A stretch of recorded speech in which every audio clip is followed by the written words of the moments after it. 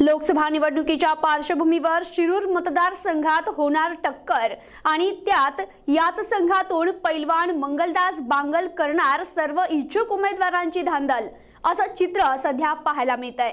शिरूर लोकसभा निवडणूक 2019 ही लढण्यासाठी प्रत्येक पक्षातून उभे राहण्यासाठी अनेक जण इच्छुक आहेत। त्याप्रमाणे राष्ट्रवादी पक्षातही कोणाला उभं करायचं यावरून विचार चालू आहे। त्यातच ऍक्टर अमोल कोल्हे यांनी शिवसेनेतून राष्ट्रवादीमध्ये प्रवेश केलाय, तर राष्ट्रवादी पक्षाकडून लोकसभेसाठी तिकीट देण्याचा आशय निर्माण केलाय। तर इच्छुक उमेदवार माजी आमदार विलास लांडे यांना लोकसभेसाठी तिकीट देण्याचं आमिष दाखवलं होतं। तर अजित पवार हे प्रत्यक्ष चर्चेदरम्यान लोकसभेसाठी योग्य कोण आहे याची पडताळणी करतायत।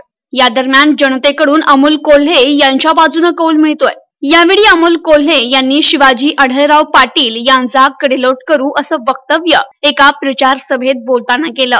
तर दुसरीकडे माजी आमदार विलास लांडे समर्थकांनी राष्ट्रवादी पक्षाने अमोल कोल्हे या आयात उमेदवाराला जर उमेदवारी दिली तर आम्ही राष्ट्रवादी पक्षाचा प्रचार आणि पक्षासाठी काम करणार नाही, तसेच आम्ही मंगलदास बांदल यांच्यासाठी काम करू असं वक्तव्य समर्थकांनी केलं। यामुळे मंगलदास बांदल यांना याचा फायदा होणार आहे। तर बांदल यांनी 2 वर्षांपासून लोकसभा निवडणुकीची तयारी केली आहे। जुन्नर, आंबेगाव, भोसरी आणि शिरूर मतदारसंघातून घरोघरी जाऊन आपलं वर्चस्व त्यांनी प्रस्थापित केलंय।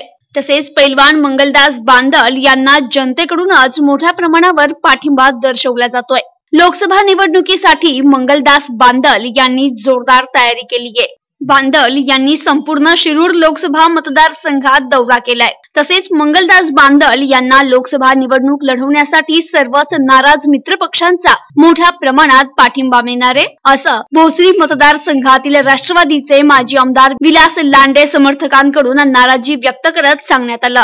तसेच लोकसभा निवडणूक लढण्यासाठी मंगलदास बांदल यांची सर्व पक्षातील कार्यकर्त्यांबरोबर मैत्री असल्यामुळे नाराज गट काम करणार असल्याचंही सांगण्यात येत आहे। Bureau report, NTV news Marathi, Shirur, Pune.